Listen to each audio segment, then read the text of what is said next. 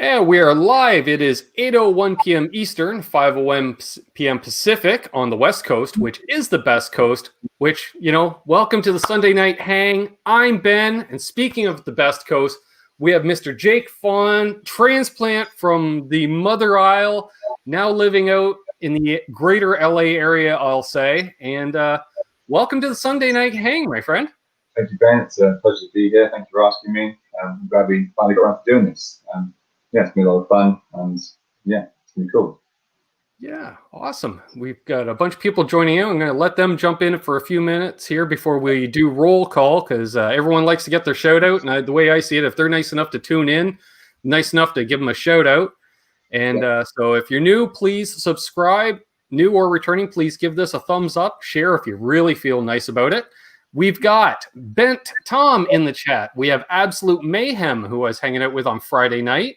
JP Page 2, Martin Lemaire, lovely Susie Cherry. Christopher's here. Let's see, scrolling down. Fruitcake Tony, who's next week's guest. We've got Nikki Ice. Let's see, scrolling down. Oh, they were all talking to each other quite a bit before we even started. There's my cousin Doug, down and back with Corn Doug. Empty Head is here. Welcome. Janice Lala, Jack Collins. Nice. Who else we got? Here's my sister Amanda's here. Very nice. Troy Alcorn, Randy Crooks, Hip Metalworks from the west coast of Canada. Let's see who else. Amp Top Demos, Thunder Falcon, and many others joining in. We've got 18 people already jumped in here. Awesome. I don't know if you have the comments open on your end or not, Jake. On the right-hand side, there should be a link for comments. I can see now. I clicked on private chat. Yeah, cool. I've got comments so I can see everyone here. People joining. Del Palmer, PJ in the Beard. Nice. PJ in the Beard. It's a good name. Yes. They do some great in-depth work on pedal demos. Like they'll take a specific kind of pedal and do a whole series, like get pretty much all the like tremolos. Let's get tons of tremolos and put them all, shoot them all out together and stuff. It's great. Craig Tomlinson, hello. Nice. So what's your preferred guitar to pick on when you want to just noodle around? Usually it's whatever's closest to me. But since, as we were just talking, since I've started hanging my guitars around the wall, you can see behind me, and I've got two more right in front, and I just stand here. It's kind of things are a bit more easy to sort of access now. But usually what I go to is this guy right here. I have to move back from the chair so you can see everything, which is my Strat. I kind of had, there we go.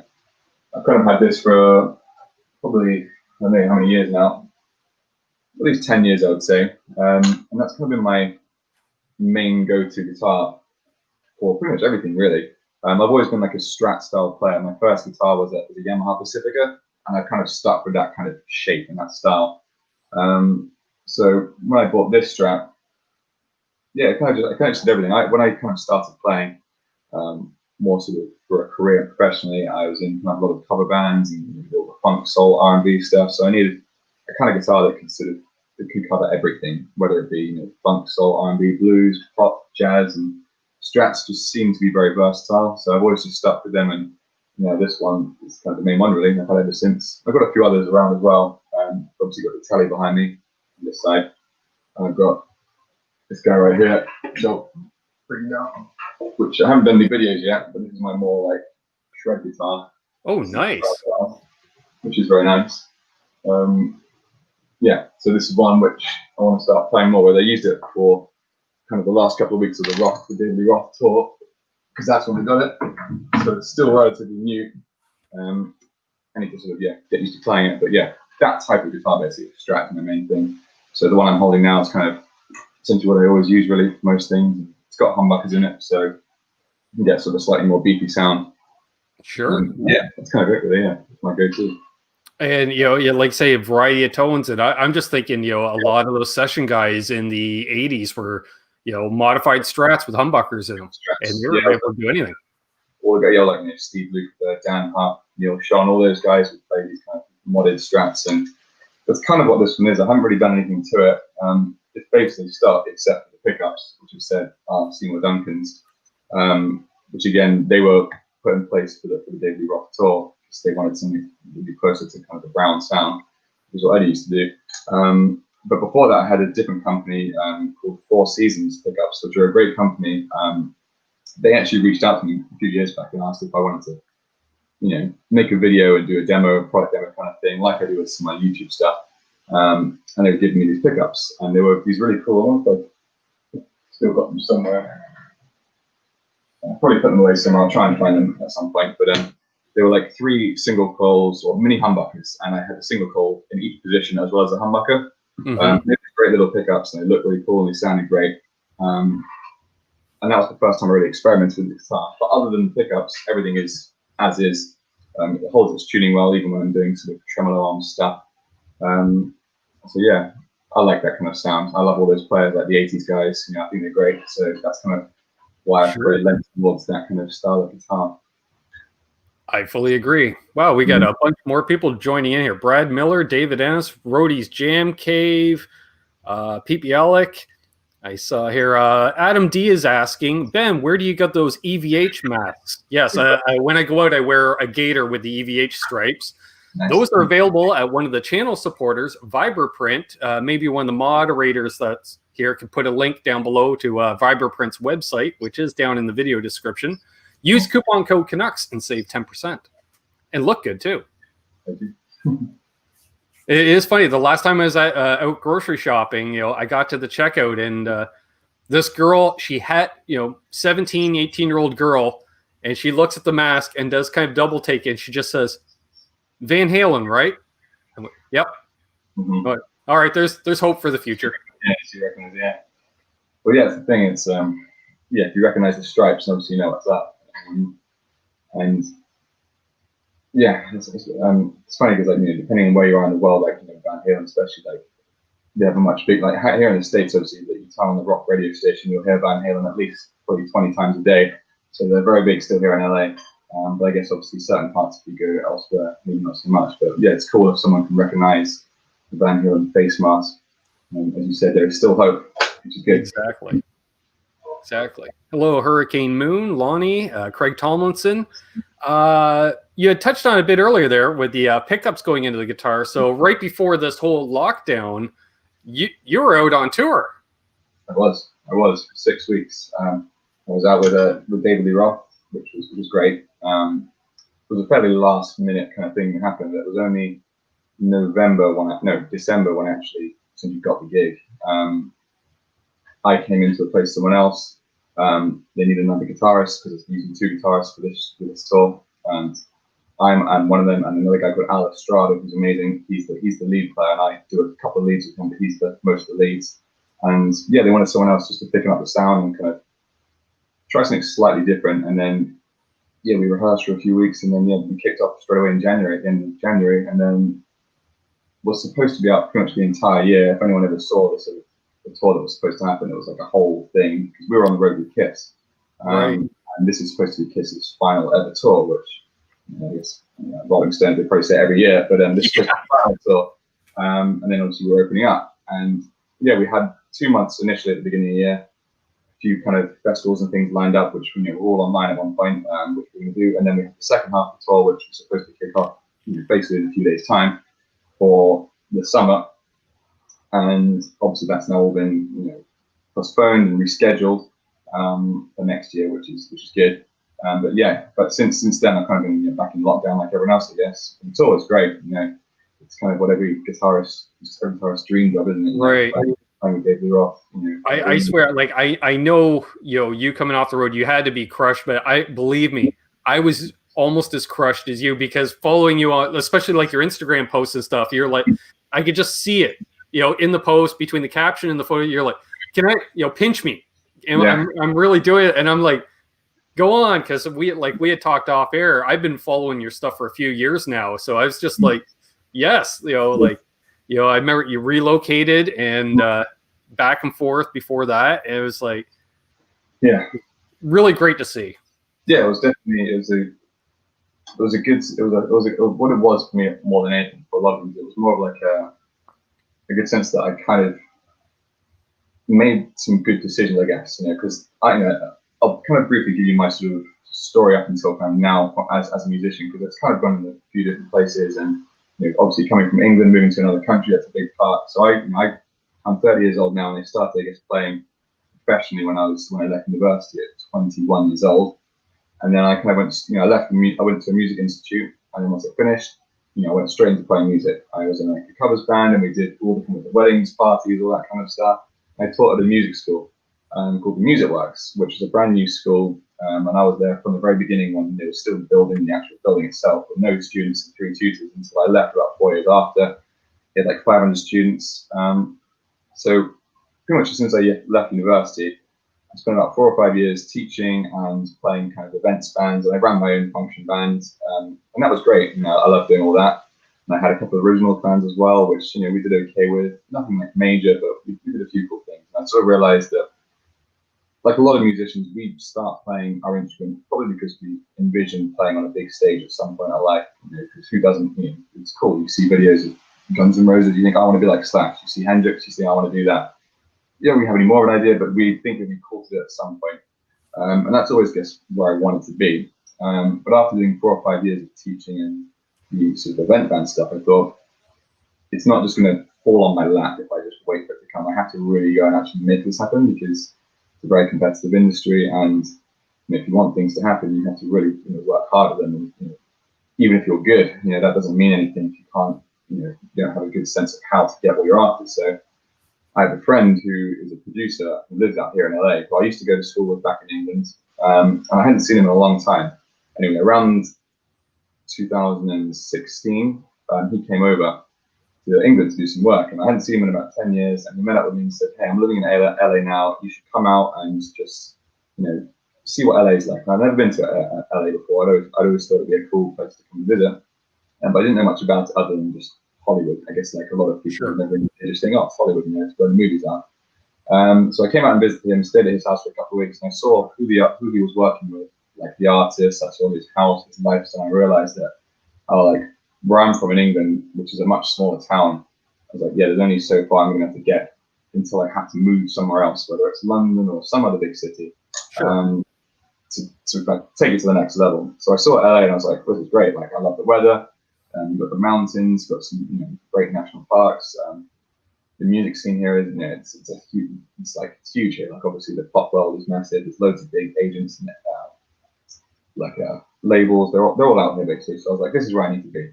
So I then spent the next sort of 3 years or so coming out here sort of on a temporary tourist visa, just like a month or 2 at a time, come out, meet some people, go back to England, work a bit more, and just feel it out basically, see if it's actually worth doing. And then I was like, okay, well, I'll apply for the visa and I'll start doing all that. And if anyone's ever been through this, you'll know that trying to get a visa to move, especially an artist visa to come to America, is not an easy task. It is a very challenging. It costs a lot of money, and it took me a long time and a lot of stress and hassle. But long story short, I eventually got it, and I came to LA in March 2019, last year. That's when my visa was approved, and I came out. And when I came out, I met some people. I knew I had a small kind of network of friends out here, and I've been to the jam nights. I knew some people, but I hadn't really done anything yet, so I was still very much starting from scratch. So when I came out, I saw, obviously like how expensive things were, and I was like, I need to make some money. And so I basically just did what I guess a lot of musicians do, which is just take every single opportunity you can. Like if someone wants a guitarist for a gig, well, I say yes. If someone wants to write with me, yes. If someone wants to play with someone at a jam night, I would just say yes and just meet as many people as I could and just do what I guess most musicians do, is just try and fumble your way through this until you start piecing things together and make a bit of money here and there, and this person has another gig and they know this person. It's just spreading. And then it was about the end of the year that through Instagram I got a message from the MD, the bass player, David Lee Roth, and he was just like, hey, a friend of ours, a mutual friend, gave me your information. I would love to talk to you about some gigs.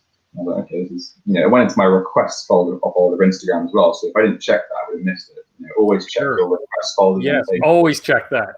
Always check your spam, because that's where often people who reach out, you don't know, that's where their information goes. So another lesson, always check your spam folders. Anyway, he messaged me and said, we'd love to talk to you about some gigs. And I was like, oh yeah. So we spoke on the phone. He kind of ran me through what they were looking for, and then went to an audition. They obviously have to try out a number of people, as all people do. And then about a week later, he gave me a call and said, yeah, we'd love you to come and join. This was yeah, right at the beginning of December. So from, I guess, arriving at LA officially in March to getting David Lee Roth at the end of the year, that was, I couldn't have planned it, couldn't have expected it, but it definitely worked out right. And I'm very fortunate that, you know, again, it was, you know, honestly, like, this is, you know, it came from going to jam nights. That's how I got this gig. You know, I met people at jam nights, and then one of those people from the jam nights knew the MD, and then he was the one who referred me. So for anyone, I guess, is looking to get a, you know, a career in music going, you know, one of the best local musicians in town, go to whatever gigs you can, see your friends play, watch other friends play, because these are the people eventually who you're going to be working with. So you need to make sure that you're not turning down these things just because, you know, you're playing a song you don't want to play, or, you know, you're not making money from a gig. You know, you kind of have to sort of start these points. Anyway, so after I got the gig, yeah, we, you know, got sent a set list. Went back home to England for Christmas, and then came back, started rehearsals for a couple of weeks, and then that's kind of where we are now. Went up on tour 6 weeks, and then COVID. So, and now it's a new era of music. Basically, it's like this. It's all through YouTube, and even more social media now than ever is important, because this is the only way people can really see what you're doing and how they can stay in touch. Because, you know, for the most part, live gigs aren't really happening. So yeah, this YouTube is kind of, I found my way back into YouTube. I spent, you know, with my story, YouTube has always been kind of something that's been in the background for me. You know, I first uploaded my first video, I think, like 8 years ago. And again, that was just a bit of fun, just to see what would happen. You know, it was this fast country guitar thing. I just come out of university, and I was really into country guitar. Didn't really know what I was doing, but I was into it. So I had this little song I put on YouTube with no kind of expectations, and somehow over the past 8 years, it's gotten like over 1 million views. It's funny because I look back, about 50 of them are me. I know that. It's probably mostly just like a small amount of people who are just watching on repeat, as opposed to lots of people seeing it. But yeah, that's, you know, obviously I was somehow the algorithm, you know, is spread, and that's been one thing I will say that I did intentionally do was I used clickbait title, which is fast country guitar, because I always thought if anyone is looking for fast country guitar, they're going to type that in. So I just made that my title, and then I guess people have just watched it. So now it's become like a series. I've got 8 of them now, these fast country guitar, and then in between those, I kind of do other things. I like playing all different styles. I'm not just a country guy. I'm not just a rock guy. You know, I kind of, you know, I played in R&B and soul bands when I was younger. You know, or anything really. So whatever comes into my mind, I'll give it a go. But yeah, YouTube has always been kind of sent in the background for me. Started it like 8 years ago. Put up a few videos, maybe 4 or 5 videos. Mostly originals, a couple of covers, and I left it for like 5 years with nothing. Partly because at the time when I put my first few videos up, I was relying on a friend to sort of help film and record for me, and I didn't have that software for myself. And then when I realized, oh, maybe I should get back on YouTube, I'm gonna have to learn how to start video editing and filming and doing all this stuff for myself. And I just finally did it, and I realized, okay, it's not too hard. You have to spend a bit of time, obviously, getting to grips with the, you know, the programs, whatever you're using. But you know, putting something out is better than nothing. So I found my way back into YouTube around 2018, and then I've just kept it going ever since, on and off, when I've been like less busy. And yeah, it's you know, it's definitely, it's growing a bit more since the start, and you know, I'm really enjoying putting out music and, you know, meeting new people. Obviously, then that's kind of how we sort of found each other, I guess, is through YouTube and Instagram. So it's, you know. I just saw Ben Coombs in the chat here, says, I'm good for at least 20 views on each of those fast country guitar videos Jake did. Keep those views coming. It helps my videos get spread more. So that's right. I'm sure. And welcome. We got a bunch more people joining in. We got about 50 people here. Pete, if you're watching on replay, I saw he had to leave. He said it was watching 2 guys talking about guitars, or he had a girl on the couch with him. So I get it, dude. You know, I get it. Yep, that's all good. I know the struggle.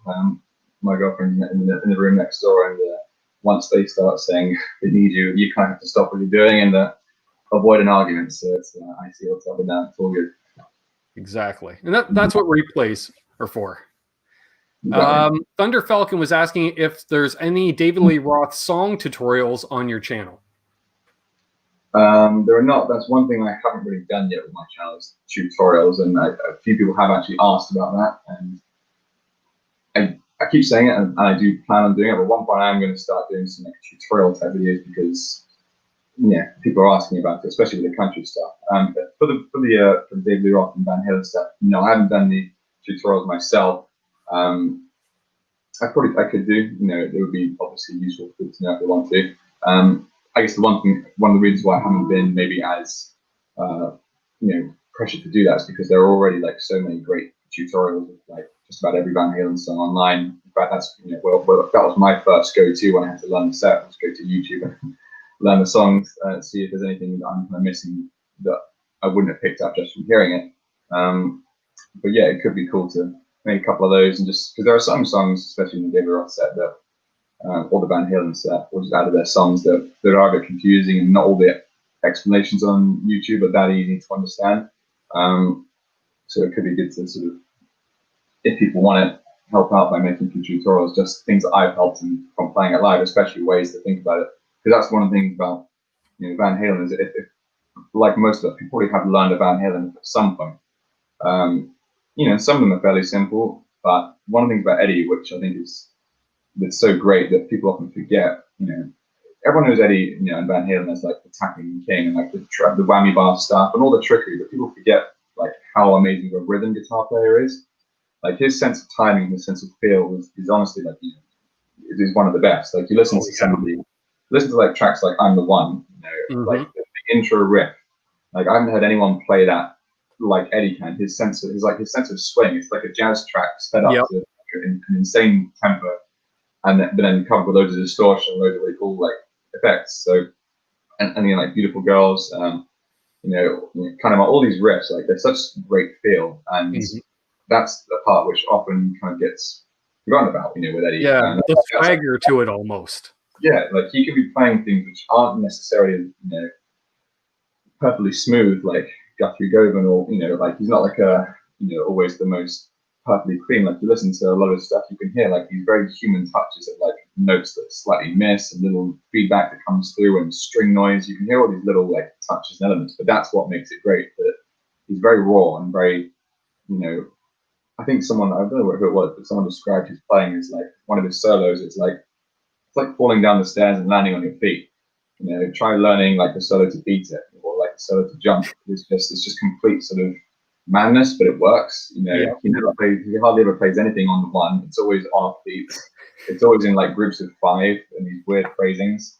I find obviously with David Lee Roth, for example, you have the different eras of guitar players he's gone through. Steve Vai and Jason Becker. And I find the Steve Vai stuff easier to learn than the Eddie stuff, not because it's like better or worse.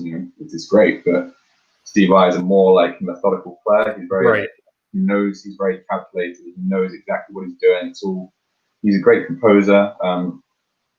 He's a different guitarist, but he's very precise. Whereas Eddie was like this. You watch him play the same solo, it'll be different every night kind of thing. He's one of those very raw and fluid kind of. Almost improvised feel, and solos that are improvised or feel improvised are very hard to learn because you don't do things sort of that you would think about if you're calculating a solo. You kind of do things on the spur of the moment that you may never do again, and you might make a mistake that ends up being a good sounding phrase that becomes really hard to repeat because it's just like an off the cuff thing. So yeah, that was where I kind of went off on a tangent there on sort of learning Van Halen stuff, but yeah, the point is, I guess it could be useful in a way of like thinking how to learn like some Van Halen stuff, to have like, I guess, somebody to actually how to do it. Right.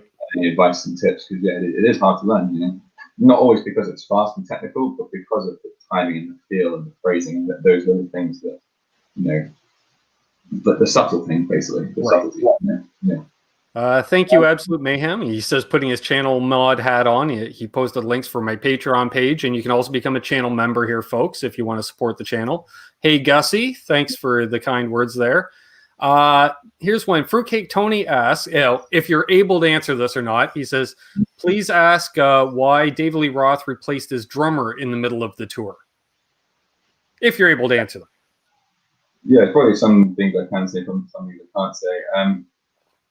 That was it was near the beginning of the tour, and it was just they wanted someone else basically, just a different style. It wasn't anything to do with ability.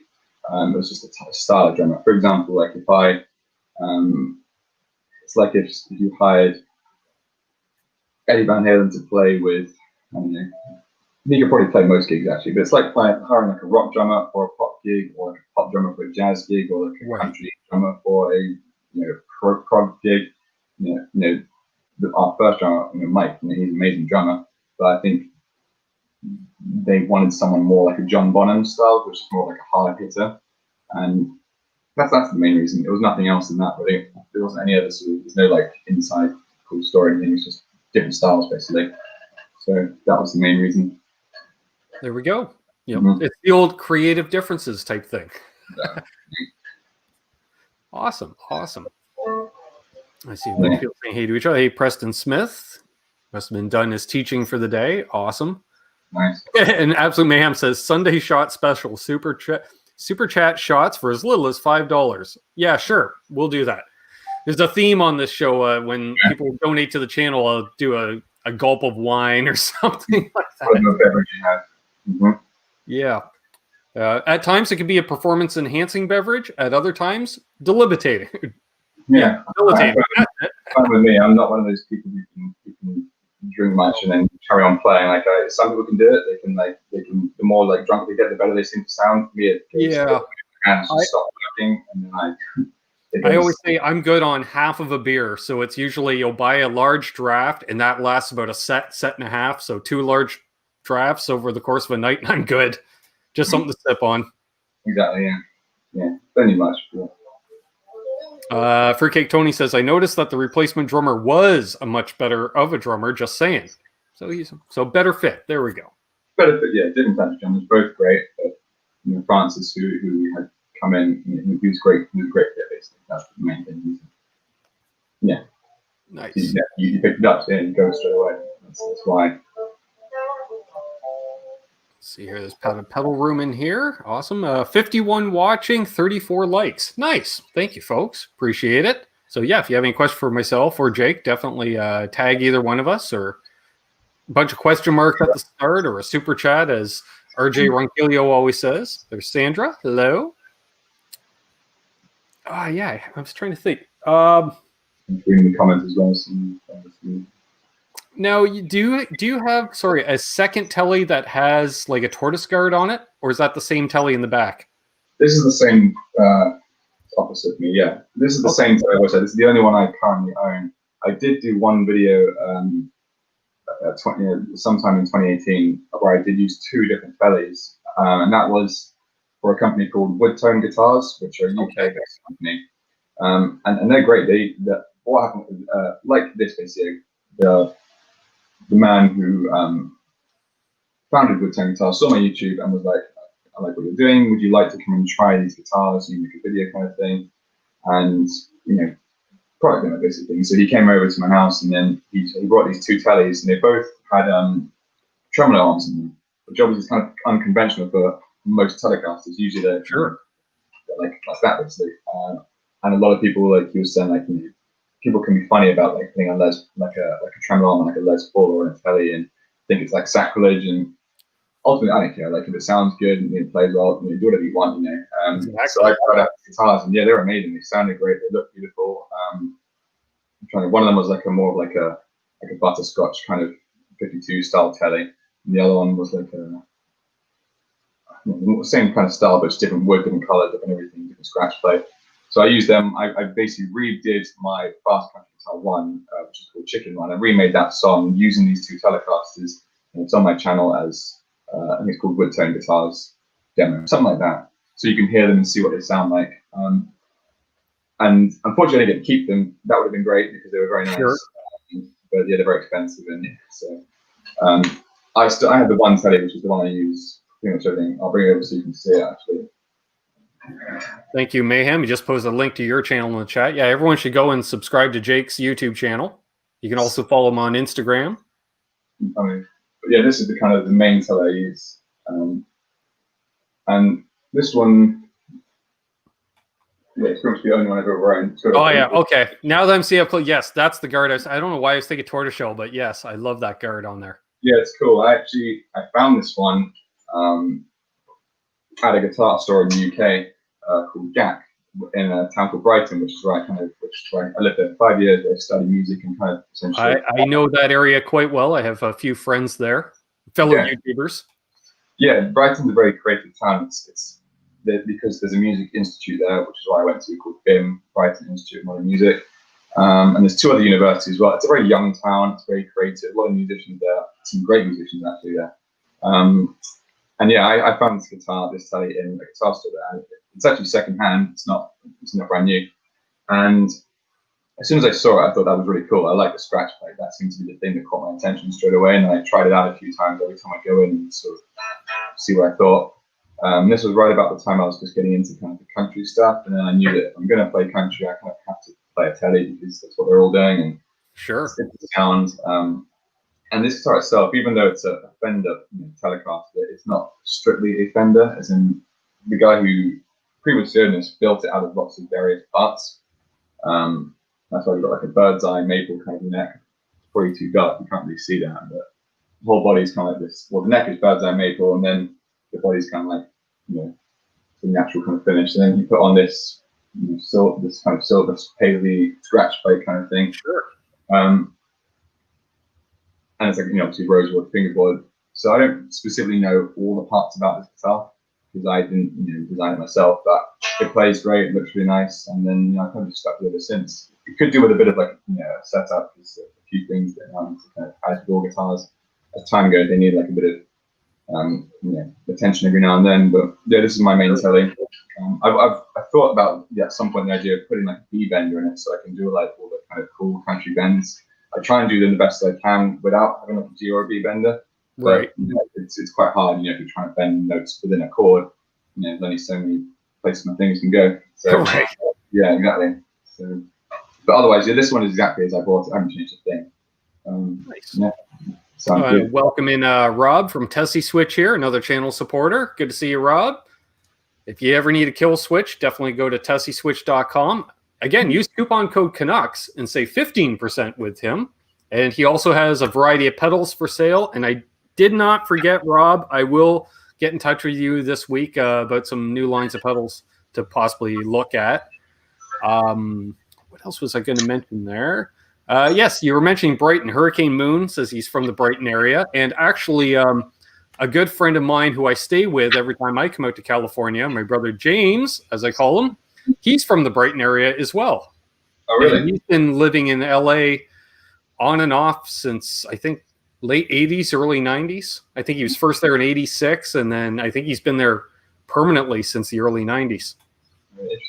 So yeah, it seems there's a few Brighton transplants out here.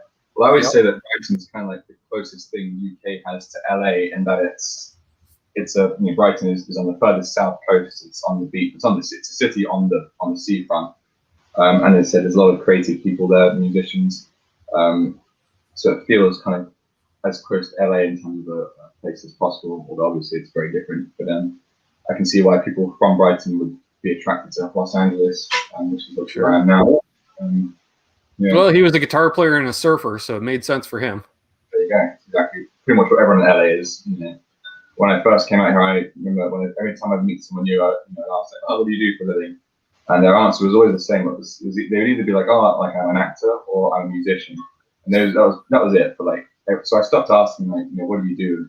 I asked. It was then became, "Which do you do? Are you an actor or musician?" And that's it.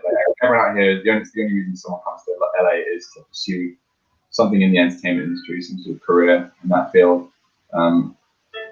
One of the reasons why it's obviously a very competitive town is because everyone's trying to get the same job. So, yeah.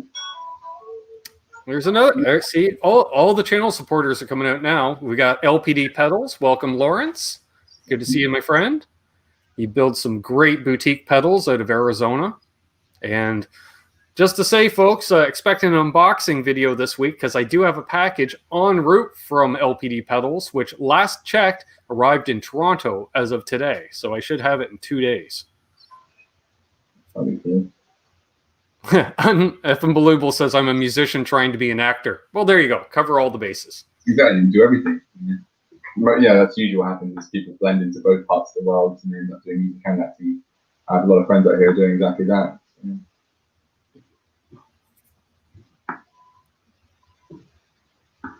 Nice. I see Sandra calling out my fellow mod squad here. I love it. Just for that, Sandra. There you go. There we go. Sandra's now a moderator on the channel. Yeah, she's a moderator. Let's see here. Nice. So, curious. When you perform live, I've only ever seen you with a Kemper type setup. What do you use for an amp, or do you use an amp? Yeah, but with these days, actually, since I came to LA, the Kemper has kind of been just about everything I've done has been through the Kemper. Well, I do use an amp. Back in England, I have a Dr. Z SRZ 65. It's a very nice amp. But I couldn't bring it to LA because it was just too big, and I was coming out on with whatever travel bags I had, and my cabinet's a 2x12, so it's obviously like this wide, and then it's like comes up to here on the floor, and then you've got a head on top, so just getting it out here just seemed like it was gonna be a massive pain. So for years, that's kind of what I used for all my gigs back in England. I've always been just find a decent amp and make it work kind of thing. I've never been too into super flashy stuff with too many buttons. I feel like it's just more stuff than people need, really. But you should be able to get it. One thing I liked about Dr. Z is they have a couple of models. I can't remember which one it is specifically, but one of their amps is literally just volume and tone, and that's all they have. The only dials they have on it, and I like the simplicity of it because it's like that's it. That's what you get. Whatever it sounds like, it's directly down to the player.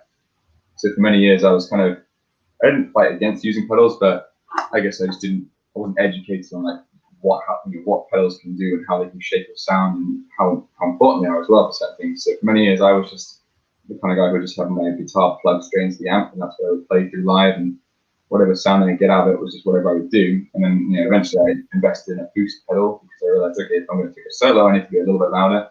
And then eventually I found okay, well, if I'm going to play in events bands, I'll need a wide array of sounds to match whoever I'm covering. So different some delays, some choruses, some reverb, some bar, compression, still fairly basic stuff, but things that will definitely improve your sound if you can use them correctly and whatever. So that was that. And then when I came to LA, it was around that time that I heard of a Kemper. A friend of mine out here, he recommended investing in some sort of digital amp, basically, because a lot of gigs, especially these days, in the more kind of pop R&B world, you'll do a gig and there won't be any stage sound, there won't be any monitors, and no amps allowed. You'll have to be using just in-ear monitors. So you'll need something like a Kemper or like a Line 6 Helix, or something like that, basically, so that you can accommodate the gig. So I started looking at the Kemper, and there's a guitar store in England called Ardens, and they've got their own YouTube channel, and they're great. I remember doing some research and trying to figure out what this Kemper thing was, because I'd never really used digital equipment before. I always stuck with an amp. In my first handful of YouTube videos, you can see my amp in the background. It's the Dr. Z, and that's what they're all recorded through. But anyway, I tried out one of these Kempers at Ardens, and I sat there for an hour or two just messing around with all the settings. I was like, okay, this is the kind of thing that I can spend a long time messing with, and it's going to take a while to figure this out. And then because in fact, if I turn the camera, you actually get too much hassle. And you can all see what the Kemper looks like by going online. It's a small little box like this. And I thought that would be great for LA because I can just take it on my hand luggage. I can plug it into my studio here, which I have with me. And I can use it live because I've got the powered version. I can just plug it into any speaker cabinet and then it runs ahead. Or if I don't have a speaker cabinet, I can run into the house system, just two XLRs in the back, and then there it is, kind of thing. It runs perfectly, and whatever sound comes out is the sound it is. One of the great things about the Kemper, you don't have to worry about, you don't have to worry too much about the sound of the room or feedback or microphone placement, because it is the sound you have. That's one of the things that kind of would slow my recording process down before with the Dr. Z, is I had to, because I was gigging 4, 5, 6 times a week, I'd have to take my amp out, put it in the car, drive to a gig, come home, and if I wanted to record that day, I had to take the amp out, set it all up, put the microphone in place, do a bunch of test recordings to see if it the sound of it, then move the microphone a little bit, and then and then eventually after about an hour, I'd be ready to start recording. And usually by that point, I'd be tired. I want to go do something different. So the great thing about the Kemper is, as soon as it's plugged in, whatever sound comes out of my speakers is the sound that will be recorded. So it's it's just like efficient, basically. It's just very efficient, very quick. Once you learn how to use it and you've dialed in some of your own tones, it makes recording extremely easy. Right. And again, for playing live, the same thing. Like the amount of times I've done gigs and you turn up with a Kemper and the sound guy's like, "Yes, I love you." Like I don't have to worry about the cliche guitarist who cranks his back way too loud on stage, and now no one else can control their sound because the guitar's too loud. The Kemper is obviously very controllable. There's going to be no feedback issues. You don't have to worry about, as I said before, speaker placement on the cone, and it just sounds the way it sounds. It sounds the same every time, and that's why I think a lot of pop artists like having members who use things like Kemper, because when you're trying to replicate maybe a sound that was recorded in the studio, perhaps on a Kemper, you need to make sure. And with pop artists, things need to, or not pop, most bands actually these days, everything needs to kind of sound like the recording. Right. And oftentimes if you show up to a gig with a Marshall and it was recorded on a Fender Twin, it's a different sound, whereas a Kemper, you can get much closer to the sound and it will stay that sound with every gig. Right. So they're very convenient, very efficient, and in terms of the way they sound, which is the big kind of thing that people often worry about or have questions about, is does it sound good? Sure. It sounds great. Most people, if you did a blind test between, let's say, a Marshall JCM 800 and then a Kemper with the Marshall JCM 800 profile loaded into it, and you just blind tested them, A/B them, recorded them, whatever it be, most people, even guitarists, probably wouldn't be able to tell unless you have a very good ear and you are used to the sound of recorded instruments, and you can pick up like certain things that only someone who spent time listening to audio files and frequencies and has a good ear for that kind of thing. Most people won't tell the difference. So once I realized they sound just like the real thing, I was like, cool, I'm gonna get one. And then I haven't looked back since. It's been great. I used everything for it except for the David Lee Roth talk. We're using Marshalls for that. So right. Yeah. We got a super chat here from Absolute Mayhem. He says, "This is to hear Jake's favorite David Lee Roth story. Rock on. By the way, damn, Jake can play." Thank you, Absolute Mayhem. My favorite, something that happened to me. I guess that's what you want to hear. This is the favorite one that. There's obviously, even though it was a short period of time so far, 6 weeks, it's been a great learning experience and so much happened. I suppose one of the funniest things, or the coolest things, was meeting David Lee Roth for the first time. So as I said before, I got the audition in December. That's when I got the audition. And then when, often if you're auditioning for a band, like I've done many times for other bands out here in LA, and like most people do, usually you won't audition or for the entire band. Usually it'll be you and the manager, or like you and one member of the band, or maybe you and the band minus the singer. And this is no different. I showed up to the audition. I wasn't sure what to expect. Didn't know if I assumed he might be there, but he wasn't there, which is typical basically. Usually you won't actually have the artist in the auditions process. They kind of leave it up to the band and the MD and the managers to sort of assess the sort of people applying. So when I did the audition, I was just playing with the band with no vocals. I was like, okay, that's kind of expected. If I get the gig, I'll then meet him. Anyway, I got the gig. Everyone did their own thing for Christmas. We come back and we start rehearsals, and we were told like, okay, well, there's a week or two of rehearsals. We won't bring in David yet. We'll let you rehearse with the band, get up to scratch, kind of get everything sounding good, and then we'll get David to come in to sort of just to make sure it's all a good fit. So first week or so of rehearsals, I come in, I rehearse just with the band. It was all fine. NAMM had just happened, and a bunch of the guys got ill. So the rehearsals ended up. Anthrax was brutal this year. Yeah. Oh man. The chance of a lot of COVID going around with that before people even realised. But anyway, that happened. So when we did the rehearsals, we had to kind of scale them back a bit until it was just like myself, the guitarist, and the bass player at one point, but the only ones kind of in the room running through the set basically, because everyone else was kind of resting, because the tour started in 2 weeks, and we're like, we can't afford to have people going on the road together who are ill, because you're living together in close quarters. So if one person gets ill, everyone gets ill. So you can't have it.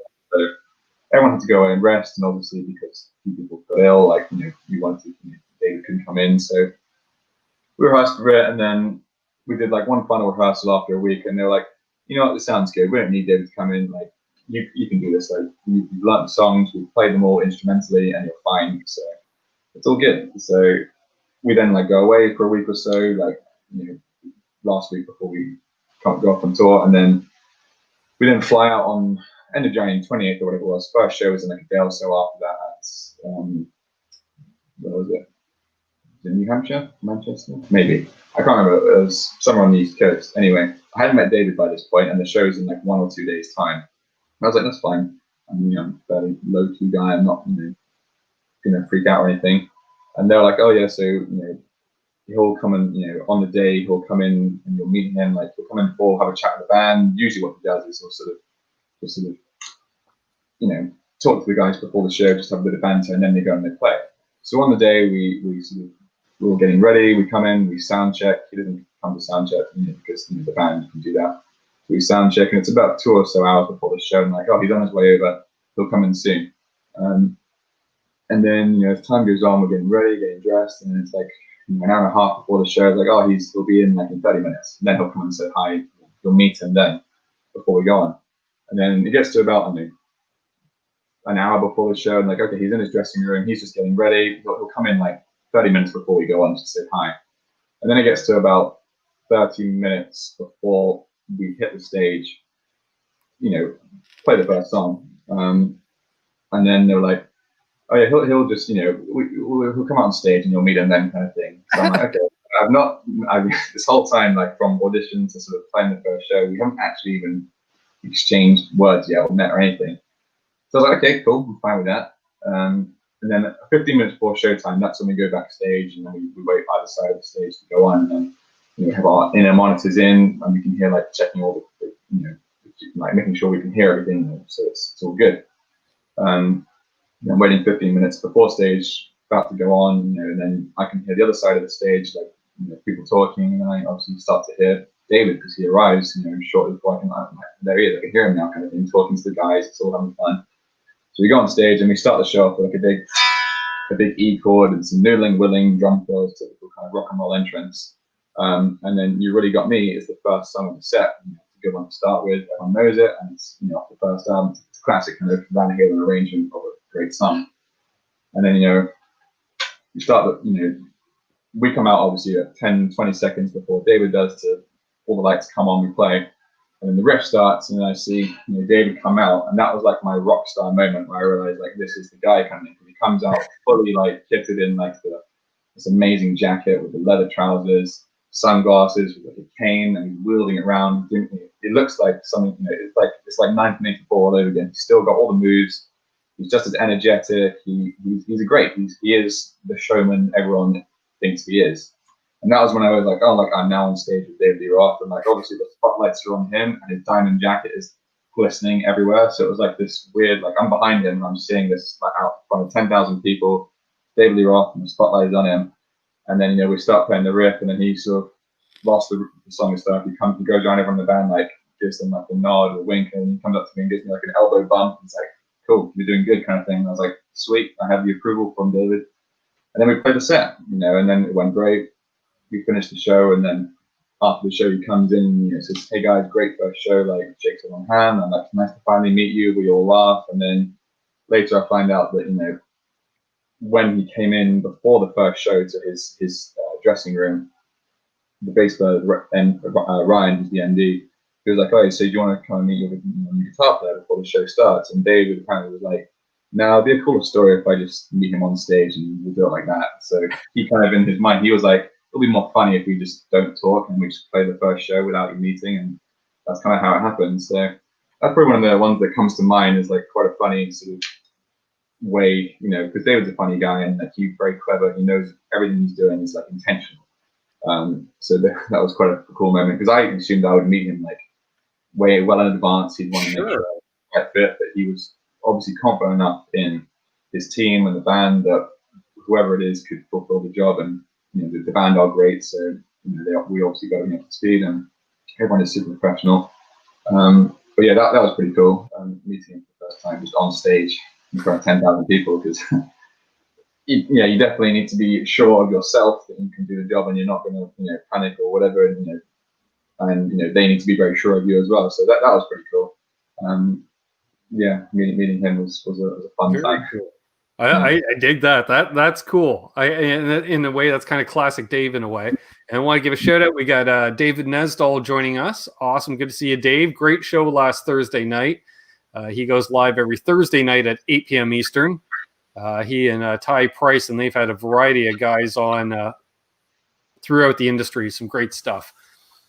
Hey, Terry 3Gs and everyone else joining in here. We've got a bunch of people jumping. My knees hurt. Six String Brian, Milk Tea. We got 61 people in here. Man, that's like one of my gigs. So, that's more than most gigs nowadays, isn't it? That's exactly. Yeah, if you got this many people at your gig, you're probably breaking a law somewhere. This is a record we're saying right now. Nice. Very awesome. Yeah, keep those questions coming, folks. Yeah, please do. Fruitcake Tony liked the story. Yeah, exactly. Bad. All right. So we have a request for you. Sandra is asking, can you please say, at dawn we go forth to battle? At dawn we go forth to battle. I think she's digging the accent, Jake. She goes, where is that question? I'm trying to... I can see it now. Oh, wait. Did I get past it? Oh, wait.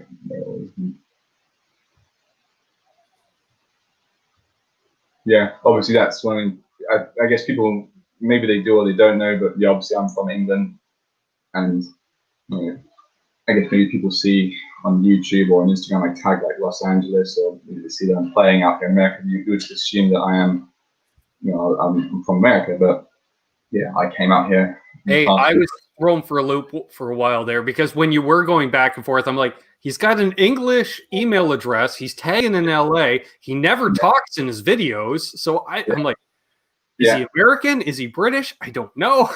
Yeah, I think I confused a lot of people. I also ended up changing phone numbers like 10 times in like 3 years, because every time I'd come out here, I'd get like a temporary SIM card to use so I can communicate. Sure. But I found out after the first trip that these temporary SIM cards, they like go inactive after like a month or so without using them. So every time I would leave the country for like 2 or 3 months and come back, I have to buy a new SIM card, tell everyone here's a new phone number, and then when I go back to England, I have to be like, okay, I'm back on my English number now, but when I go to America, don't use this. It was just very confusing for people. And the fact that I was always coming in and out of England, people would never know where I was, when I was. It became obviously, but like 2 or 3 years, my work was all over the place, because it'd be like every time I arrived back in England, it'd be like I had to not start from scratch, but tell everyone that I'm back, and then try and scrape some gigs back. And then if I come to America, it'd be the same thing, where it's like, hey, I'm back. Where's everyone playing, kind of thing. And then it was this constant sort of chipping away, but slowly kind of moving in hopefully the right direction. And obviously it worked out because they ended up with David Lee Roth. But yeah, my English email address, that was a pain as well, because I found out it doesn't always work out here in America. So yeah, and obviously I never talk about this because it's just me playing basically. So I am from England. I'm trying as hard as I can to hold on. You haven't got my new number. It'll probably change pretty soon. So that's typical Quentin James. First comment he does in the chat. Yeah, I don't have Jake's new number. Good to see you, Quentin. The pride of Louisville, Kentucky, right there. Quentin James, folks. Mad Raj, RJ the Mad One. Good to see you. Pedal Room. Got a bunch of people in here. Wow, 58 people watching still. He's asking, is that a Taylor 814 CE possibly? It's a very precise guess. It's actually it's a Martin. I'll bring it over.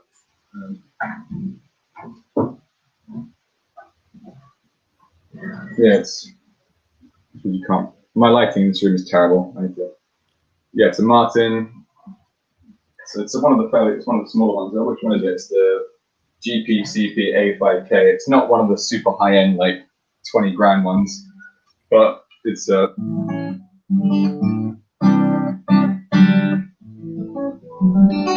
it's a very nice guitar. I wanted something that was kind of smaller and compact. I never liked massive, like big guitars. And I bought this probably about 8 years ago because I didn't have an acoustic guitar. And I realized again, like certain things that have all guitarists, if you want to be a guitarist for a living, you should have certain things. You need an electric, you need an acoustic. decent amps, some pedals, maybe some recording equipment, just a few general basics. And I actually, I bought a 12-string acoustic before I bought a 6-string, because I think when I was younger, I thought the sound of, I went to like the guitar store, Ardens again in Guildford, which is where I'm originally from, and I played a 12 string that looked cool, and I liked the sound of it, so I went and got that. And then I've always wanted to put it in like one of my songs or in a video somewhere, but it's back in England right now, so I have to go back and get it. But yeah, eventually I was like, I need to get an acoustic just so that I have something to mess around with. And then I was at the point where I've always been kind of the idea of if you buy kind of the right equipment once, you don't need to sort of buy it again. Yep. It's a little bit different, obviously, with equipment, like music, because styles change and you do need certain things. But I figured like a few basic things that are good, I can probably do most jobs with. So with this acoustic, I can do just about anything I need. It sounds great. It's electric acoustic, so I can plug it in as well. And yeah, and in terms of brands, Martin are obviously very reputable. You can't really go wrong with that. So I've had this one for a while, and it's nice. For a long time, going back to that question, you said like, what guitar would I go to play? This would actually be the one, because usually before I had the Kemper, to get my guitar ready, often my amplifier would be in the back of my car from a gig, and I couldn't be bothered to bring it in the house or whatever it was, and to set everything up and start playing. So usually this would be the guitar that I would just pick up and mess around with, and just sort of, if I'm just noodling around and practicing, I'll do this. And it's also like a great exercise to be able to play the things on electric on an acoustic, whatever, fast legato stuff, anything, because acoustic is very unforgiving. You can't cover it up. It is. There's no hiding. Yeah, there's no hiding. So if you can play smooth on an acoustic somewhat well, you're probably doing pretty good. But if you suddenly realize that you start playing acoustic and all your alternate picking lines sound rusty, it's because it's highlighting where you need to work. So it's good to sort of practice on acoustic and try to use that as your kind of practice part or something, because you've got to be sure that what you're playing is smooth and clean. So yeah, I often do just pick up the acoustic and noodle with it. And plus as well, like I like players like Andy McKee and what's his name, Phil Keaggy, all those acoustic players who are like all that ambient stuff. I like playing that kind of thing, like alternate tuning, jazz. They sound great on acoustic, so I spend a lot of time doing that as well. Nice.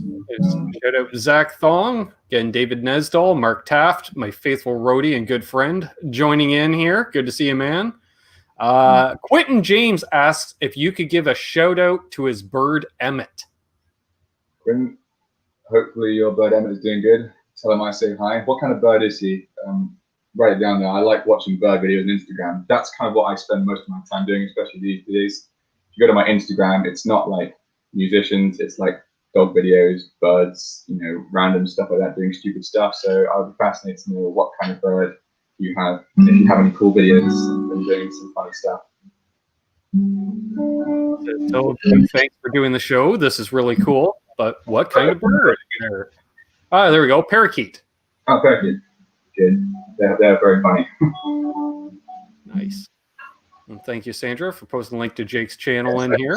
Thank you very much. I appreciate that. If anyone hasn't checked out, go check it out and leave me a comment. I love talking to people. I try to respond to every comment. And usually I do because my channel's not that big, so I can actually reply to people, which is great. So, yeah. So a question for you, playing with David Lee Roth, what's your favorite song to play in the set? It's a good question.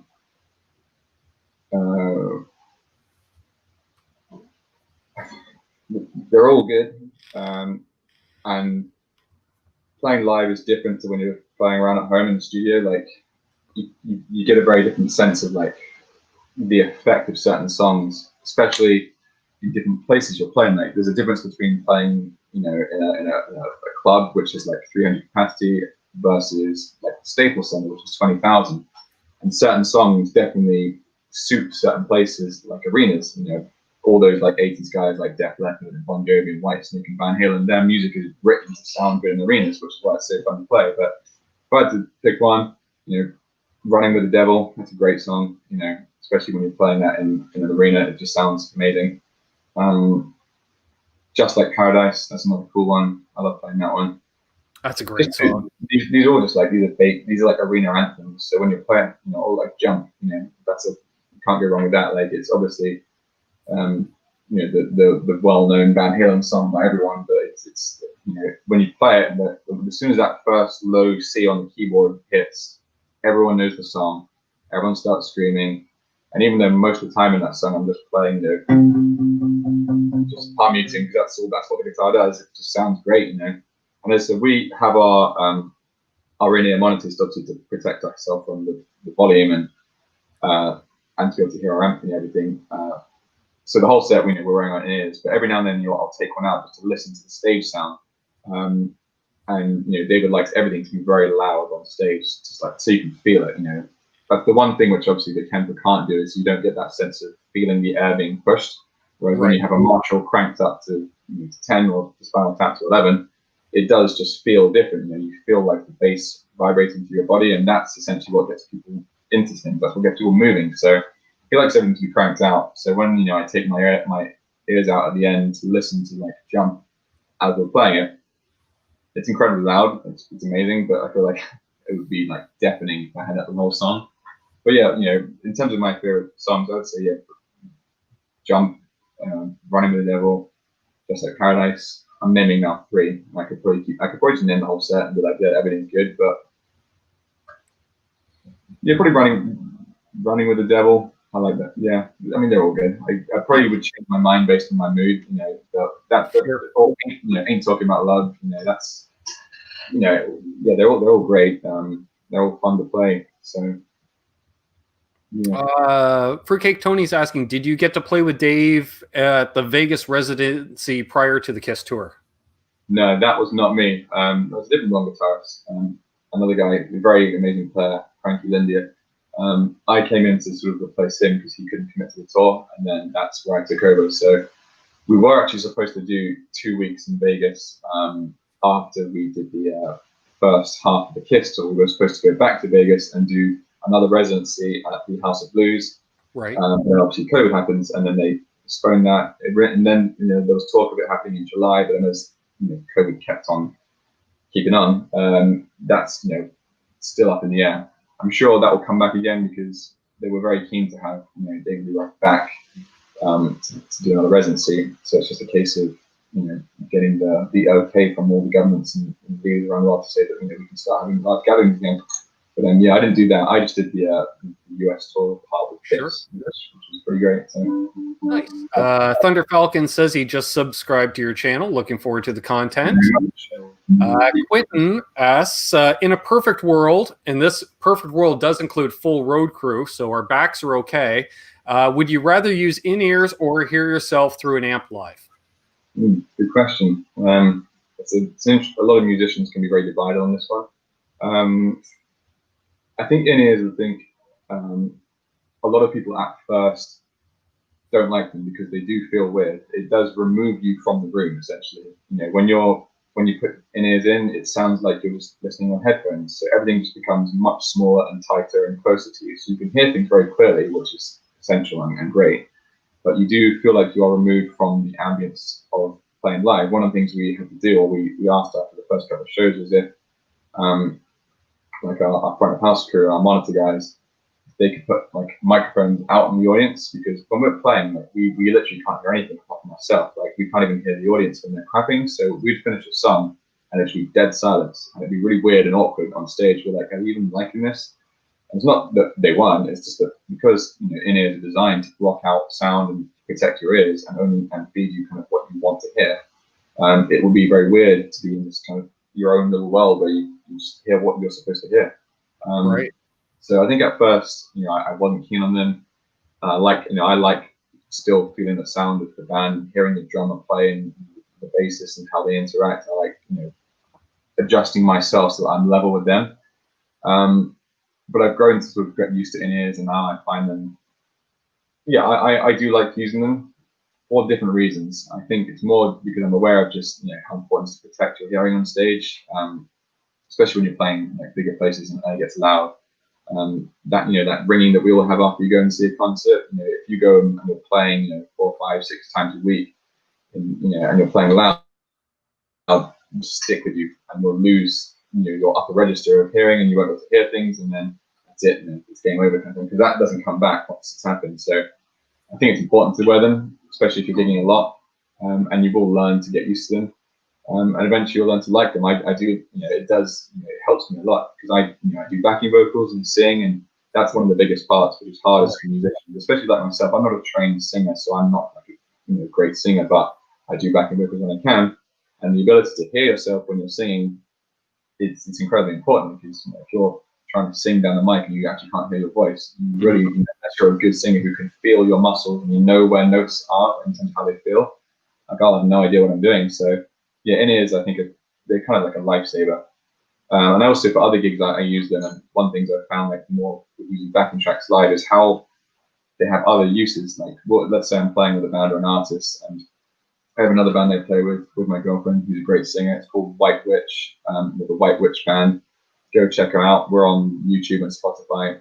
It's all kind of her music and my music. But we use backing tracks because we combine a lot of extra sounds. And when you're playing with people, especially let's say you're hiring people in who are new, it helps if you have like in your ears cues for sections of the song. Like verse, 2, 3, 4, chorus, bridge, solo, breakdown. You can have all these things coming out through your ears, so you know exactly where you're on the song, and it helps everyone in the band know where we're going. So they do help a lot.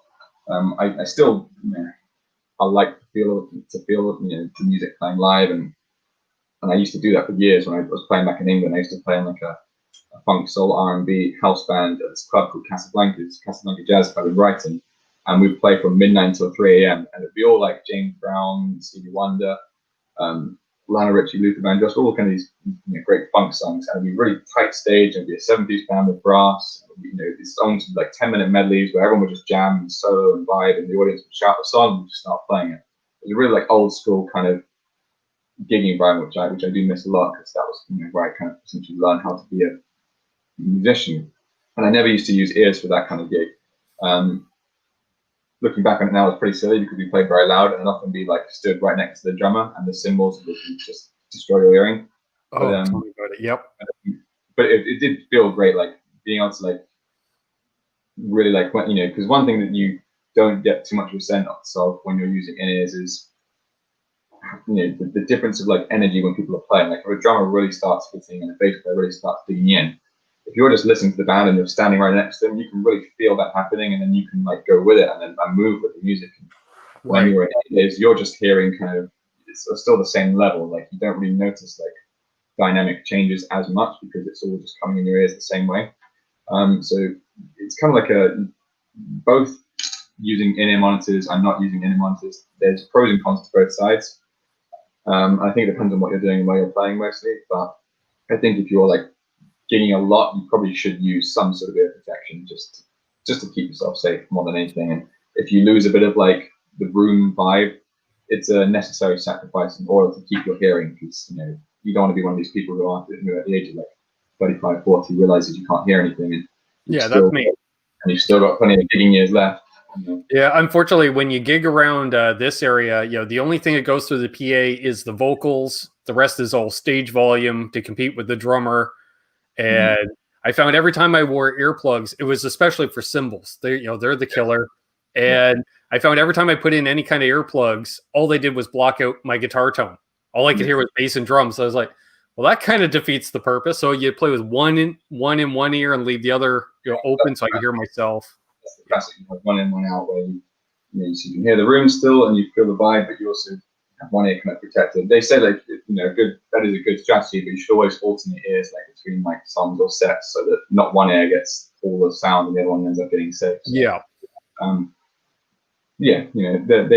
it's kind of they have their pros and cons, and you kind of have to just try it out and get used to it and see what's what. But after a while, you get used to it, and then you can see how useful they can be. And I think as time goes on, they'll become more of the norm for everyone. Will just be like, you need them, and they'll become more advanced and better to the point where it will feel like you can still feel like the energy of the room is there. And even the ones I have are my alternate ears, and they're really good. It's molded to my ears. It's comfortable, and it does sound good. I can still feel like the energy, but I do still feel like I'm a bit removed. So nice. I see here, Tesi Switch, Rob. He was doing a lot of gigging. He was never happy with the stage sound until he went to a Helix with in-ears. Now he can control his own mix with an iPad. The only drawback, apparently, gigging with the Helix is he doesn't have a place to rest his beer anymore. Yes, you have to toss that beer. I have seen some people who have got custom mic stands, an iPad, and a beer holder, so you have the best of both worlds. I would advise investing in that if you are. Or steal one of the drummer's floor toms. I'm sure he'd love that. Yeah, it's a drummer. You won't even notice anyway. So one less drum. Exactly, you're fine.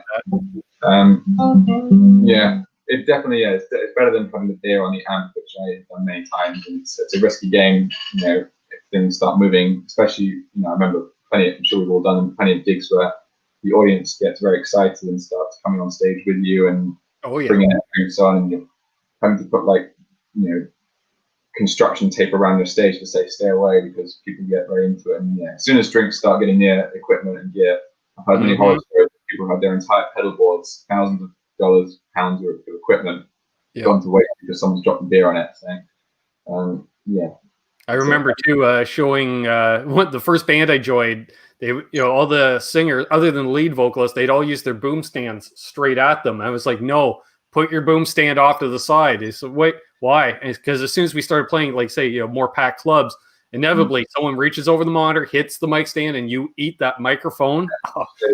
Yeah, not good. Yeah, not good. I said, but put it off to the side. It isn't as bad, but yep, I definitely know that. Or weak stages where if the band member starts jumping around, stuff starts moving. Or I remember with this half stack here, we used to play in drop C tuning, and we were using so much gain. I used to have to duct tape the head to the cab because the head would vibrate off the cab on stage. Yeah. All these are all fun things that we have to deal with that you wouldn't think about when you're learning to play guitar, but as you become a professional, all of a sudden these extra little bits of information that you have to process, dodgy stages, raised platforms, things that are unbalanced, and one, maybe two power outlets for the entire band.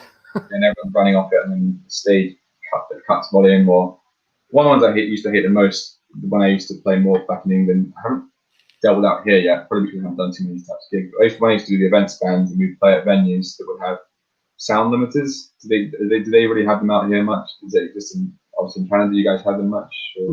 No. Basically, we only turn down if the cops show up. Okay, that would be much better. In England, a lot of venues have sound limiters, which is, for anyone who doesn't know, it's will be like a microphone with somewhere in the room where the band is playing or where the music is happening, and there'll be like a gauge, like a green to red, and when you get too loud or when you reach a certain decibel level, it goes into the red zone, and as soon as if you stay there for too long, let's say 5 seconds in that zone, it just cuts the power to the entire kind of room. Wow. So the amount of times I've done gigs where we'll see the gauge at the end of the back of the room, and we're playing on stage, and we can't even focus on the crowd because we're just watching our light go red, red, red, and it goes red for too long. We all suddenly drop down to quiet again, and then it goes back up to red, and then we go there for too long, and all of a sudden the power cuts out, and the audience, and it's just the drummer is on his own because that's the only acoustic instrument. And then the audience are like, "What's going on? Why have you stopped?" I'm like, "We didn't stop. You went for a venue that has a sound limiter, and so we had to put it in our contracts. You have to let us know in advance if you want us to play at your venue and it has a sound limiter." Or I know many people just say they just won't play at places that have sound limiters because it sucks the fun and the vibe out of the room, and it makes you look bad. Even if it's not your fault, the band can't perform to their best. The audience won't, who aren't musicians, they don't know there's a sound limiter that's affecting the performance. They just think the band aren't so good, and they're not. If the audience is talking and it's louder than the band, it makes it seems like it's the band's fault. It's often not. It's because of the venue. But also, if, as we all know, if you just cut the power to a lot of equipment, especially valves and tubes, things can explode. And it's dangerous. So there's legitimate health concerns when you have these venues. So I definitely don't miss doing that. I'm sure it'll happen again in my life at some point. I don't think I've escaped sound limiters for life, but I used to play a lot of those gigs, and they'd almost become funny because I remember there was this one gig I did with it was like a wedding or a birthday, and we knew the venue had a sound limiter, but what we didn't know that it was literally it was dangling right above the stage. So and usually they put it the back of the room because that's reasonable. But for whatever reason, this was right above the stage. I remember, like, when we arrived at the venue to set up the equipment, the amplifier, the PA, the drums, us walking across the stage would send it into like the green and the red zone, and we're just walking right now on the stage. We haven't even like plugged anything in, and lo and behold, the second we started playing, like if you just tap the kick drum, it goes red. Because the one thing about these, I'm talking a lot about sound limiters, but it's useful information for those who don't know it. The thing about sound limiters, they register frequencies, not so much volume. And certain instruments like bass or certain notes in certain rooms will resonate around the room much more intensely than others. So I could be playing my guitar extremely loud, but because the guitar exists mostly in like a mid-range kind of frequency spectrum, I could be all right. Whereas the drummer who taps the kick drum or the bassist who plays one soft note, because it's a low frequency, it vibrates through the structure of the building and hits the microphone in such a way they end up setting the thing off, even if they're super quiet. So yeah, this one venue we would like literally like whispering to each other on stage whilst we're playing, like having a conversation because it was that quiet. It got to the point where we set the thing off so many times and the audience would like realize what was going on that we had to take all of our mid-gig, we unpacked everything, moved it to the other side of the room, set everything up again, and played the gig on the other side of the room just to try and get far away from the microphone, which helped, but didn't obviously solve the problem. But yeah, that's some fun things that one can deal with in the musical world that you don't realize when you just learn to play Guns N' Roses on guitar when you're a kid, that you might have to deal with it some way. But yeah, I don't know what's going with that, but that's kind of my sound limiter story. Hey, I get it. Some places I wish we had sound limits because a lot of the venues around here, they're old buildings like in the downtown core, so they're very narrow and very long. And it's either turn it up because the bartender and the bar staff is at the other end of the room. And then I remember we were at one venue, we got yelled at for not being loud enough. And I went, okay. So we came back and we brought twice the PA system. And then we did sound check. Bartender came running up and said, you need to turn down. I cannot hear the customers giving me orders. Like, well, what do you want? And then we turned it down just a bit. And she said, well, it's not loud enough. I was like, well, the sound's going to die because it's a 200-foot room. 300. Yeah, it's a constant struggle. Who do you please, like the client or the venue, or it's when you have one person saying turn up, another person saying turn down. It's like, I don't know, what do I do? Someone can be annoyed no matter what you do. So you have to just hope that you can get through it and people realize that. Yeah, fun times. Nice. How are we doing on time here? Well, we're doing pretty good here. We get a couple more questions in here. And why is the band hanging the sleeping bags over the amps? Yeah, I like that. Lawrence had put a link to his new relaunched website in here. Yeah, everyone should check out lpdpedals.com. Set and subscribe for the emails because there are some email-only pedals available. Definitely. Yeah, fire away any links you guys have. Please share them so you can also. Yeah, thanks to the mod squad here. They've been posting links throughout the show for you and me. Thank you very much, guys. We got 54 people watching here. And welcome those that were joining in late. I know there's a bunch of names in here, too many to go over at this point. But welcome one, welcome all. Yeah, it's a pleasure to be here. And yeah, again, Ben, thank you for having me on the show. Obviously, I said at the beginning, but I'll keep saying it. So it's cool to talk about all this stuff with you. And I'd like to answer you guys' questions. Yeah, please keep asking questions. My knees hurt says, question for Jake, favorite Ace solo? So Ace Frehley solo. It's a good question. I don't know, I'm trying to think.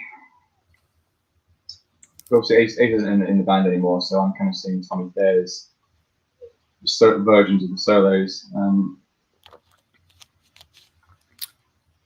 I don't know, like I don't think I have like a favorite Ace solo. For me, like Kiss, one of those bands where like I love Kiss, they're great. Like they put on like an amazing show. If you haven't seen them before, like they are probably one of their show is incredible. Basically, it's like fireworks, jeans spitting blood, rising stages, everything. They've got everything. And I think one of the things about Kiss is that they weren't trying to be like great sort of virtuoso like Steve Vai, Yngwie Malmsteen kind of shred sellers. And Ace, is a perfect example. Like you never like shred. You know, he wasn't like the most fluid, and he made a lot of mistakes. Yep. He was a great vibey player, and he had some cool riffs. You know, so. He's one of the reasons I started playing, because I think it was literally, hey, if he can do it, I can do it almost. Because I was like, wow, that sounds really sloppy and cool.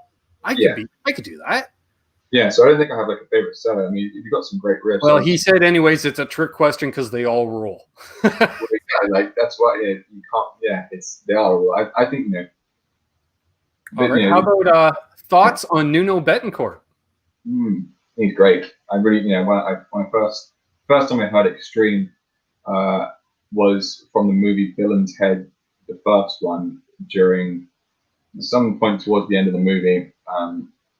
There's like a montage scene where lots of crazy stuff is happening, and the song that was being played was "Play with Me" off the first album, which is where it has that kind of where Nuno does like this like Mozart. He does like his own version of a Turkish march, the famous piano song that Mozart has, and he plays it super fast, the intro of the song, and then goes into this like sort of, you know, kind of classic fast rock song, and then when the solo comes on, it's like this neoclassical string skipping alternate pick shred thing. And I first heard that, I was like, I've never heard anyone do it before when I was a kid. And I bought the first album, and I heard his playing, and I realized like this guy can seriously like shred, but it's also like funk. It's not just like a lot of 80s guys who would, you know, they would do all the cool tapping and the harmonics and everything. But Nuno Betancourt, like Eddie, you know, I guess that's why they get compared a lot down here in the Extreme. He's a great rhythm player. His feel and his timing is very, you know, it's awesome. It's like no one else. So yeah, especially the second album, when they started to kind of find their sound a bit more pornography, like some of the tracks on that, like Lil Jack Horny, the intro, and yeah, I think Nuno's great. Like he's an awesome player. He's, extremely good. Right. Yeah, they're all coming out now. Thoughts on John 5? John 5, another one. He's great. Like when I first heard of John 5, I guess it was Marilyn Manson. That's what I knew, and I wasn't like a huge Marilyn Manson fan when I was younger, because when Marilyn Manson, I guess, first came out when I was a kid, I was very into sort of like the 80s stuff. So I loved like Van Halen and Def Leppard and all the shred guitar stuff. I wasn't into like, not that I wasn't into, but I just didn't really know much about kind of the riffy stuff that John 5 do. Anyway, later I found out that John 5 was actually a really good country player, and David Roth, and was also like an extremely like good player. I watched a bunch of his stuff on YouTube, and was like, okay, he's a serious player. He's not just like a new metal power chord, drop D, bar one finger and play it in all different positions. This guy can actually shred as well in like and in like a cool and in some different styles. So yeah, I think he's great. He's a serious player. He's very good. Yeah. I agree. And being that little bit older, I think I first discovered drop D playing actually from country. And then when grunge came out, I went, hey, I think it was Soundgarden. I went, hey, you're doing that country tuning. Yeah. Well, it's even like tapping. Like tapping was around before Van Halen. Even like classical players, you watch them do some stuff, obviously in a very different, kind of almost like primitive way. But usually, someone had to start it at some point. But the one who made it popular is usually not the one who started it. Right. The drop D, obviously was popular with a lot of the rock and metal bands, but they weren't the ones who invented tuning it down. It would have come from, probably solo performers who were trying to cover a larger frequency spectrum. Like, if I get lower by tuning my guitar down and cutting an extra string, I can probably get some new sound out of it. So, it's cool. We got Music Therapy Laz says, hey, just popping in, say hi. Back to dealing with crazy life here in California. Fires all around us. Yes, stay safe, Laz. I know there's a lot of the wildfires. He's up in the more the Bay Area, so stay safe, buddy. Yeah, yep. I remember just a few weeks back, I was helping a friend move house, and we were driving out to Palm Springs, which is where they moved to. And I remember just seeing this big plume in the distance, and at first I thought it was like a cloud, and then as we drove closer to it, we realized it was a fire, but it looked like a volcano had just gone off because it was just straight up, and then it was just carried on burning until coming back later that night when it was dark, we could see like the orange glow in the distance, and that was a few weeks back, and now they're happening again, even more so. So yeah, there's some serious fires going on right now. Bumblebess, good to see you, Bumblebess. He was asking if you have any plans to do an instrumental album. Good question. Well, what would be good, pretty smart at some point, would be to actually do an official kind of release. because the way if you follow my YouTube, I just put things out as and when, partly because I'm not trying to do anything in particular. I'm just doing it for myself for fun. People enjoy it, great. That's all I ask. I don't want anything more than that. But a few people have asked, out of the songs they've put out, is there an album or anything like that out? And I do actually have everything up to fast. I basically put like a mini album of my fast country guitar songs that is out, and you can go to Spotify, iTunes, Apple Music, any of the big platforms, music platforms, and you can find my sort of fast country guitar series if you want to hear that, and you can download it, you can listen to it offline, whatever you want to do. Just search for my name. The album's called Practice Makes Perfect, and it's a short album of just country songs, and I want to do more. I'm going to put more stuff out on, as time goes on. It's just a case of figuring out when to do it and which songs. I thought it would be quite good to do, like, whenever quarantine and lockdown finishes, an album of like songs I wrote whilst in lockdown. So all the music that I put out whilst being like stuck, what was going on in my mind at that time. Sure. So it'll probably be mostly just whatever I put out on YouTube, but just compiled into a place where people can listen to it all at the same point, as opposed to having to go through YouTube and get stuck with adverts. So yeah, I've got plenty of stuff that I've more than enough music to make an album with, or albums with. It's just a case of putting it out as and when kind of feels right. Nice. But for now, just go to YouTube if you want to hear, or Spotify for my other stuff. Right on, definitely. And hey to Mark Dillon, Dwight Bailey, and I saw someone else jump in here, Justin Cox in Utah. So yeah, I think we round up things here. This has been awesome. Do you have anything to add, Jake? This has been an awesome hang. Nothing particular. It's been a pleasure. It's been great to talk about all this stuff. And nice for me to sort of share my side, because one of the things, I guess, for me, and probably a lot of musicians as well, most of us aren't like necessarily artists. Most of us, when we become musicians, we teach or we play for other people. So usually we're always playing someone else's story. We're playing someone else's songs, or we're learning someone else's music, or we're covering. And that's kind of one of the reasons why I started in YouTube, was to do my own thing. So I can put my own thing out whilst I'm doing other people's music as well. So it's just nice to have an opportunity to sort of, I guess, share my sort of side a little bit, because usually I'm doing things for other people, which I love doing, but it's nice to be creative on my side. It's nice to tell my story, and I'm sure there's probably loads of other things I've forgotten to say or could have gone on about, but obviously it's a good amount of information. We'll have to do a part 2 on this at some point. We will. Hopefully by that point the world will sort of moved on a little bit, and maybe people start having fun again and actually physically seeing things. But yeah, part 2 would be great. But yeah, nothing else I want to add really. Just if you haven't already, go and check out my YouTube. If you like it, leave me a comment, send me a message. Would love to sort of talk to you guys. Yeah.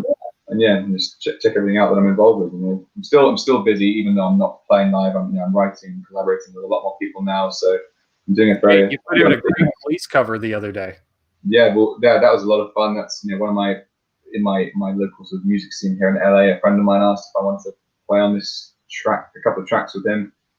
I didn't really know what the intention was, but I love the police, and he wanted to do it. So, and then before I know it, it's become this kind of video collaboration thing. We have another one coming out pretty soon, I think this week actually. So if you get a chance, keep an eye on my channel. I'll upload it when it's ready. It's another police track, and the band sounds great.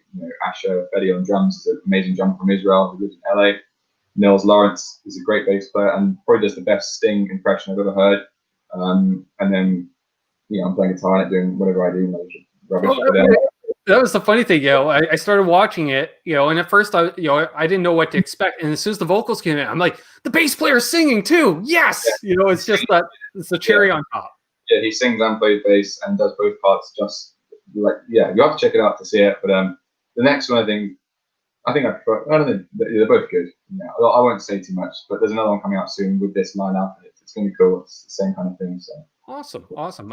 So everyone, let's see, in half an hour, Metalhead Hippie is starting his show. So check it out, folks. Great community-based channel.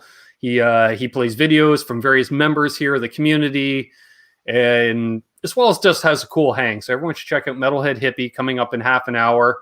If you haven't already, please subscribe to Jake. If you haven't subscribed to me, please subscribe to me. I just hit 2,400 subs yesterday. I was quite happy about that. And so definitely thanks everyone that tuned in tonight and gave a like and share and all that fun stuff. Thank you, guys. And thanks those that donated to the channel tonight. Always much appreciated. So, Jake, if you just hold the line. As always, folks, I'm back here again tomorrow at 8 p.m. Eastern with Canucks with Guitars, live Q&A. I'll be playing some music on here and, doing our thing. So, as always, hold those doors open. Let that guy in ahead of you in traffic. Do good things, and good things will happen to you. Karma's real. I'm living the dream. Jake's living the dream. I hope you are too.